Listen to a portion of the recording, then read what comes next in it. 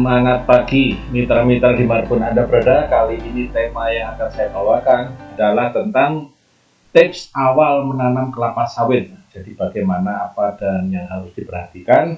Nah, ini akan saya bagikan hari ini ya. Tema kali ini adalah tentang kelapa sawit plus pemupukan awalnya ya.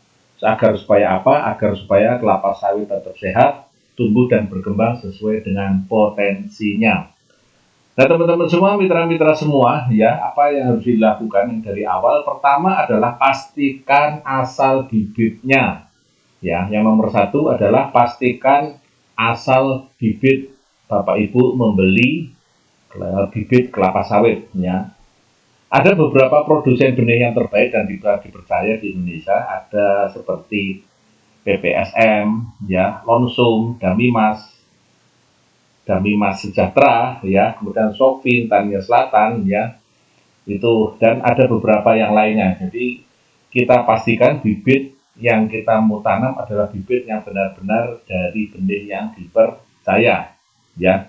Boleh pakai yang lain ya, tetapi bisa dipercaya asal usulnya ya.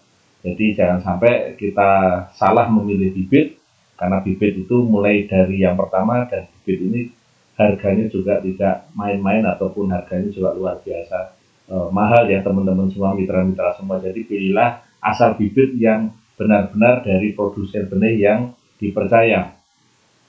Nah, yang kedua adalah kita memilih ya sesuai dengan usia tanamnya ya. Umumnya tanaman kelapa sawit yang baik ini adalah minimalnya adalah 12 bulan atau 1 tahun. Ya, ini sesuai dengan di pembibitan, rata-rata sekitar 1 tahun di pembibitan. Ya, kurang lebihnya sekitar 2 bulan tambahnya lah. Antara 12 sampai 14 bulan, lebih dari itu ya barangkali nanti akan bisa berpengaruh kepada produktivitas ya, terutama ke arah sana ya teman-teman semua. Ya. Yang ketiga adalah bersih area tanamnya. Nah, ini pada pembukaan lahan-lahan baru atau bekas kebun kelapa sawit yang sebelumnya atau bekas lahan kebun yang lainnya, ya, ini pembukaan lahan ataupun bekas lahan yang lain, pastikan area sekitar tanaman itu bersih, terutama dengan adanya gulma. Ini sangat mengganggu ya, terutama pada tanaman-tanaman muda kelapa sawit ya, yang masih dalam tanaman TBM, tanaman belum menghasilkan ya teman-teman semua. Jadi ini harus bersih dari adanya gulma ya. Kemudian yang keempat adalah pancang dengan benar mata limanya ya. Teman-teman semua, tentu saja tanaman kelapa sawit ini memiliki khasnya adalah pancangnya adalah mata lima. Nah, mata lima ini jarak tanamnya bisa macam-macam ya. Karena jarak tanam akan mempengaruhi jumlah pokok yang ada di tanam dan jumlah bibit yang akan dibeli ya.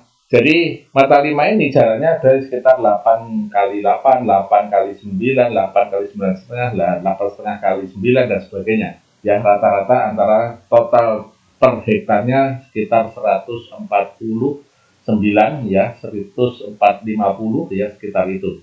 Ya, kurang lebih ya. Jadi seperti itu, mata limanya dipancang dengan benar ya teman-teman semua. Kemudian ya, ini setelah kita belinya di mana, kemudian kita sudah memastikan bibitnya, umur bibitnya, kemudian kita pastikan juga, yaitu yang terpenting supaya tumbuh dan sehat tanaman sawit kita yang masih tanaman belum menghasilkan atau TBM, itu adalah lubang tanamnya ya.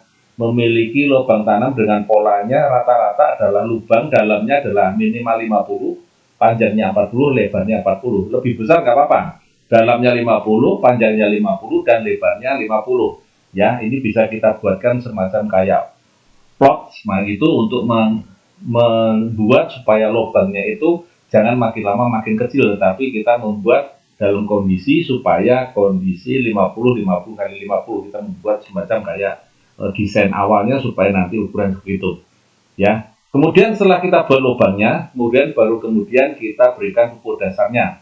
Ya, rata-rata kita membuat pupuk dasar adalah RP atau rock fosfat sekitar 500 gram, dan kita gunakan dengan organindo atau granul organindo 200 hingga 250 gram seminggu sebelum tanam. Ya, Jadi teman-teman semua, mitra-mitra semua, bolo-bolo semua, ya, ini kita berikan dari seminggu sebelum tanam. Jadi begitu kita sudah buat lubangnya, ukurannya juga sudah pas, ya, ukuran sudah lebar, ya, kita lebih 50-50 kali 50 itu yang paling bagus, ya, supaya agak lebih lebar, akarnya juga bisa nanti akan berkembang lebih jauh. Nah, kemudian kita berikan rock fosfat sama granul organindonya, ya, kita berikan seminggu sebelum tanam, ya. Ini bermanfaat sekali, terutama mereka sudah nanti akan bereaksi dan sudah mulai menyiapkan diri pupuk nanti bisa siap untuk dimakan untuk tanaman yang baru dan akan ditanam, yaitu kelapa sawit yang sudah kita beli tadi. Nah, yang terakhir, nomor 6 ini biasanya kadang-kadang mitra-mitra semua sering lupa, ya, sering lupa untuk membuat rencana pemupukan sampai panen. Ini yang paling sering lupa pada teman-teman pada saat kita membuat ataupun merencanakan membuat kebun kelapa sawit, ya, membuat rencana pemupukan sampai panen, ya. Sekali lagi ya teman-teman semua, ya, untuk yang keenam ini sering teman-teman petani-petani awal, petani sawit ini lupa, yaitu membuat rencana, ya, yang harus dilakukan sebelum kita menanam tanaman kelapa sawit, yaitu membuat apa? Membuat rencana pemupukan sampai panen.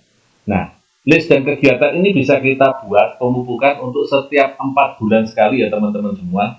Jadi seperti ini teman-teman semua, ya, awal tanam, ya, ada TSP tadi yang saya sampaikan, atau SP36 atau RP atau rock fosfat, ya, 500 gram ditambah dengan granul organindo 200 hingga 250 gram. 4 bulan berikutnya granul dengan urea, 4 bulan berikutnya granul dengan urea, ya, jumlahnya ada tertera di situ.